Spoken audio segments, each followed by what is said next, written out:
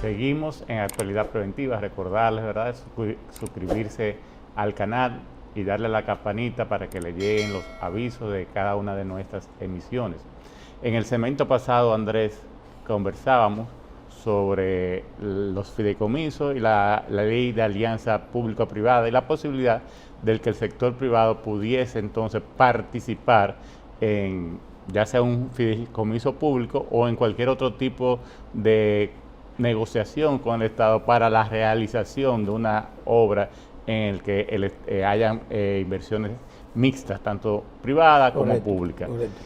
Y decíamos que esto de manera general constituye un beneficio porque hay muchas obras que no se tienen los recursos o las posibilidades para realizarlas y que con el aporte del sector privado el Estado puede realizar esa obra sin necesidad de endeudarse o de tener que sacrificar recursos del presupuesto que pudiese beneficiar a otro tipo de proyecto que se estuviera haciendo. Mencionaba un ejemplo, por ejemplo, la carretera de Samaná, no sé si fue así que pasó, pero la posibilidad de que hubiese ocurrido es que, por ejemplo, el Estado dijera, bueno, yo aporto los terrenos, compro los terrenos, ustedes como sector privado construyen y eso va a generar unos ingresos y en base a esos ingresos que se generen, entonces eso que ustedes invirtiendo más su beneficio y los beneficios del Estado. Así fue que ocurrió. Se distribuye. Con una diferencia, Arnaldo, de que hablaba de que si no se cubría lo que ellos tenían estipulado, entonces había un peaje sombra. Eso es una forma de asegurar también. Es un pago que es una forma también de asegurar su aporte y su retorno. Claro. Ahora, esto sí debe ser analizado ya que no sea algo leonino que vaya a afectar, como dijeron al Estado. Pero ese es un tema que no es el que estamos analizando. No incumbe a nosotros. Entonces, en principio, la posibilidad de que el sector privado pudiese participar en un fideicomiso público como está establecida en esta nueva ley que establece que en caso de que el sector privado quisiese participar se podrían hacer en base a lo que establece la ley de alianza público-privada. El gran tema aquí viene desde el punto de vista de la prevención del delito, en que ni esta ley ni la ley de alianza pública y privada establece un proceso de debida diligencia de esa persona o de ese patrimonio que va a entrar a ese fideicomiso o a ese proyecto. Que sí es posible, a través de esto, sí es posible lavar dinero. Okay. Porque yo puedo ser un delincuente y el dinero que voy a aportar para esa alianza público-privada o para ese fideicomiso público provenir del delito. Y ese aporte sí me va a generar, desde ahí, me va a generar un retorno. Y ese retorno me va a poder a mí justificar la procedencia del dinero. No, yo invertí aquí esos son los beneficios que estoy recibiendo. Entonces, ahí sí hay una posibilidad de que dinero sucio se mezcle con dinero completamente limpio, porque los recursos del Estado son completamente limpios, y poderle crear la última etapa de lavado activo, que es la integración o la justificación, crearle a esa persona la justificación de la procedencia de su dinero. Se dan las tres etapas. Se da la colocación cuando hace el aporte. Está entrando el dinero sucio, está entrando la economía, el torrente económico. La estratificación, porque ese dinero que tiene lo está invirtiendo a través de una entidad, una estructura jurídica que va a tener personalidad jurídica y está variando el dinero en efectivo o la forma en que originalmente tenía el dinero a otro tipo de bien o activo. Está variando la naturaleza del dinero producto del delito. Y ya le expliqué lo de la justificación, que él va a poder entonces decir, bueno, lo que pasa es que yo soy inversor en este proyecto o en este fideicomiso y los recursos que estoy recibiendo o todos esos recursos que tengo son producto de la inversión que originalmente hice. Entonces, cuando la ley salió, yo recuerdo que en la unidad de análisis financiero, desde la dirección de análisis, que era la que yo dirigía, hicimos una observación en la ley especificando que debía entonces... a la 4720. A la 4720, de que debería contemplarse algún procedimiento donde se depure ese A inversor. lo mejor en el reglamento. A lo mejor en el reglamento, ese inversor que va a aportar ese dinero. Porque ahí sí hay un riesgo. A diferencia que de los que se ha venido hablando y que conversamos aquí, de los partidos políticos. Por eso que yo a veces digo que nosotros los dominicanos queremos siempre pegar parchos cuando las cosas no nos afectan. El sector privado ha hablado mucho, principalmente muchos del área social, ¿verdad? Tenemos ahí Participación Ciudadana, tenemos a Juan 23, hablando de que la posibilidad de incluir a los partidos políticos como sujetos obligados por la posibilidad de lavar dinero. Y hemos explicado aquí cómo a través de un aporte a un partido político no se lava dinero. El dinero sucio sí puede entrar al partido político, pero lo que hay que perseguir es el delito que creó ese dinero sucio, porque el dinero sucio nunca vuelve. El que se aportó al partido, no hay forma de retornárselo al que va a tener dávidas. Eso lo gasta en la campaña. Y va a tener dávidas. Lo que va a tener después, el que aportó ese dinero, que pagarle, la posibilidad de una dádiva en algo que va a hacer el Estado. Y ahí ya sí se comete otro delito. Y que una compensación. Que podría ser, ahí hay un nuevo hecho generador que entonces eso sí puede ser perseguido por lavado de activos. Pero lo que pasa es que hay dos figuras diferentes. Son dos momentos distintos y dos figuras jurídicas distintas. Sin embargo, aquí, en el que yo como sector privado me puedo beneficiar, entonces no estoy protestando. No estoy pidiendo transparencia en ese tipo de aporte que está haciendo. Entonces, hay veces que tenemos como doble moral, tal vez no es la palabra, no es moral, sino dobles posiciones. Mientras no me afecte a mí, hay que ser transparente. ¿No le hicieron caso a la unidad de análisis financiero en ese momento con la 4720? Yo no te puedo decir si desde la dirección general salió se le dio seguimiento a esa comunicación que en la dirección de análisis hicimos. Eso yo no te lo puedo asegurar si salió, porque en eso vino el cambio de gobierno, vino todo esto y ya eso... Pero mira qué pasa, Arnaldo. Vino la pandemia, vino muchísimas cosas. Mira, en la ley también que salió, no ha sido promulgada todavía, también, como tú dices, no contempla el tema. Sin embargo, las fiduciarias son sujetos obligados. Las fiduciarias son sujetos obligados. Entonces, la fiduciaria... deben identificar al fideicomitente. Exactamente. El fondo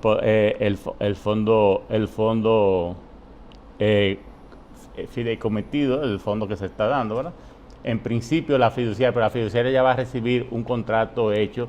No, pero tiene la responsabilidad, tiene la obligatoriedad de hacer una debida diligencia a cada uno de esos. De las partes, que era de las cosas que hablábamos en la semana pasada, de la recomendación número 25, de 24 y 25, inclusive es del GAFI, que ha sido modificada. Correcto, inclusive es mayor, correcto, lo hablamos la semana pasada, es mayor porque incluye, por ejemplo, a los fondos que entran, pero en el caso, por ejemplo, de los inmobiliaria, también abarca el que va a comprar el inmueble. Pero eso pasaría si estuviésemos hablando de fideicomiso, esa obligación.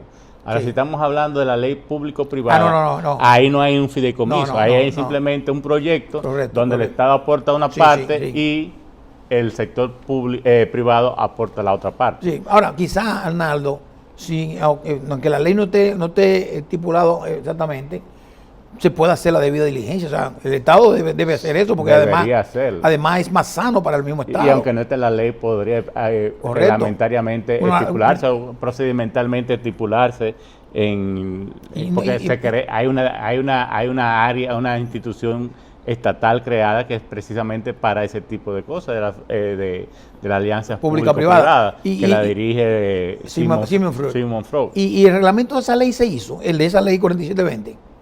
Vamos a chequear eso. No tengo conocimiento. Vamos a chequear eso y también vamos a insistir. Y ver si manda un reglamento. Correcto. Y vamos a insistir, se supone que todas las leyes mandan un reglamento, pero vamos a insistir si cuando el presidente promulgue esta ley de los fideicomisos públicos, si también que el reglamento pueda contemplar este tema como materia obligatoria. Y no que sea aleatorio, porque efectivamente el propio gobierno está asumiendo un riesgo ahí. Cuando hace una alianza con un tercero. Cuando hace una alianza con un tercero, suma los riesgos y todos los riesgos reputacionales también que conlleva esa alianza.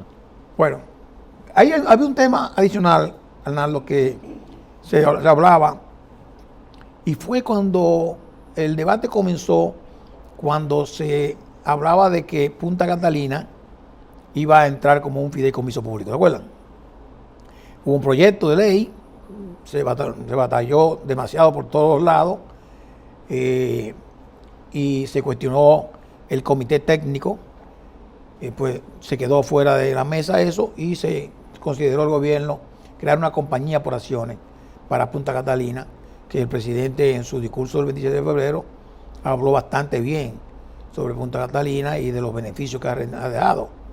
Una posición contraria a lo que se decía en campaña, de que era una obra de corrupción y que quizás no iba a ser la productiva que se decía que iba a ser. Ahora, gracias a Dios, y eso es bueno que el gobierno lo haya reconocido, que ha cambiado, pero no se pudo hacer el fideicomiso. Ahora vamos a hablar lo que dice la ley sobre esta figura del Consejo Técnico, es como se llama. En el artículo 4 lo define primero, después veremos el componente. El artículo 4 dice, el Consejo Técnico es el órgano auxiliar del fideicomiso público que le podrá ser contemplado en el acto constitutivo del fideicomiso, el cual representa al fideicomitente y que en ningún caso podrá suplantar las obligaciones de los fiduciarios establecidos en la ley 189-11. O sea, esta figura no podrá suplantar nunca al fideicomiso. No, a la fiducia. A la fiduciaria, vamos a decir, para el desarrollo del mercado hipotecario y fideicomiso, ¿verdad? Y el contrato de fideicomiso público. La conformación de este consejo técnico se realizará de acuerdo a la naturaleza de cada fideicomiso público. En consecuencia, su existencia no incide en la validez y legalidad de dichos fideicomisos. Sí, pero fíjate, si te lees más adelante, voy a buscar aquí mis notas. Si te lees más adelante, en el artículo, cuando habla del funcionamiento, ¿verdad?, del fideicomiso, señala, si bien ahí te dice que la fiducia, que el comité técnico no suplanta a la fiducia, que la fiducia, cuando vamos a la misma definición de la ley de fideicomiso, y esta misma ley, la fiducia es la entidad que se va a encargar de administrar ese fideicomiso, o sea, el del día a día, de la vida de ese fideicomiso. La administración del fideicomiso. Sin embargo, en el artículo 9, cuando habla, en el artículo 9, literal 3, cuando habla, literal 3, cuando habla del funcionamiento, dice que la fiducia es la administradora, pero que deberá ejecutar las disposiciones en el siguiente orden: lo que establezca el contrato de constitución del fideicomiso, las órdenes o disposiciones que emita el fideicomiente, o las órdenes que emita el comité técnico. Y después agrega en ese mismo orden. Entonces, la fiducia, si bien va a tener la administración del día a día, y lo que tú leíste dice que no va a entrar, o sea, que el comité técnico no lo suplanta, pero la fiducia está obligada a ejecutar lo que provenga del comité técnico, el consejo técnico. Del consejo técnico. O sea, la administración va a tener que ajustar a esos criterios que pueda emitir el consejo técnico o el mismo fideicomitente en ese mismo orden. Ahora vamos a ver lo que dice el artículo 11 sobre la integración y dirección del consejo técnico. Dice, para ver ahí si hay algún tema que pudiese nosotros ver una pifia. Dice, pero cuando se decida la conformación de un consejo técnico, este deberá estar integrado de manera impar, con no menos de 3 ni más de 5 miembros designados mediante decreto. Párrafo 1. Los miembros del consejo técnico deberán ser designados en razón de su calidad, perfil y experiencia. Párrafo 2. El consejo técnico deberá estar integrado por mayoría de funcionarios públicos que era un tema que se debatía en el Congreso porque no estaba así anteriormente.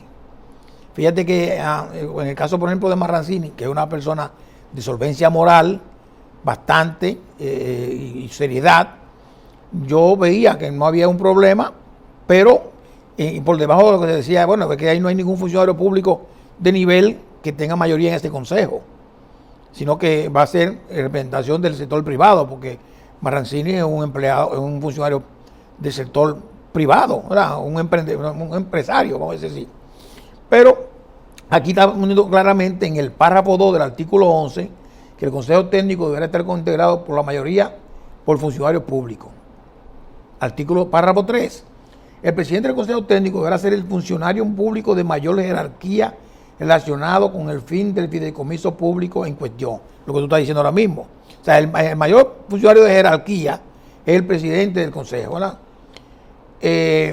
Y sus suplentes deberán tener el mismo nivel jerárquico que el titular o como mínimo el nivel de director o su equivalente. Eso podría traer un problema, ¿verdad? Porque eso dice que somos pares, es un problema. Porque si somos 3 o si somos 5, que es lo que dice el artículo 1, el párrafo 1, 3 o 5, entonces los 3 o los 5 tienen el mismo rango y eso no puede ser, ¿eh? Siempre hay que poner la jerarquía primero, ¿verdad? Hay un presidente de ese consejo y hay miembros. Pues, lógicamente vamos a votar, ¿verdad? Pero no somos pares. Pero aquí está diciendo que son pares, ¿eh? Párrafo 4. La persona designada debido a su perfil y experiencia, conforme sea conveniente para los fines del fideicomiso público de que se trate, no podrán delegar sus funciones. Y aquí habla sobre los deberes. Sí, mira, principalmente ese último artículo busca evitar lo que pasa muchas veces, principalmente en las famosas comisiones que se crean en el Estado, que tú creas una comisión, tienes una serie de personas e incluso nombra a todos con un nivel jerárquico lo suficientemente adecuado para lo que se está. Pero sin embargo, después ese funcionario decide no ir a eso porque no le interesa eso y designa a cualquier empleado hasta de tercera categoría, sí, que a veces ni siquiera tiene acceso a ese funcionario que está representando. Entonces se pierde la razón de ser, de darle el criterio de que sea una persona que puedan tomar decisiones, que era lo que buscábamos, o lo que se buscó también en la ley 155-17, cuando creamos el comité. Fíjate que cuando se crea el comité dice que es el titular de la institución que debe ir a las reuniones del comité, o en caso de ausencia de el segundo. No puede ir cualquier... Va fulano, no. El primero o el segundo. ¿Para qué? Para asegurar que la persona que esté sentada ahí en ese momento y que haya que tomar decisión tenga el suficiente peso específico para tomar la decisión. Sí. O el suficiente acceso a la cabeza de esa entidad para tomar la decisión. Andrés, debemos pasar a la próxima pausa. Seguimos conversando. Bueno.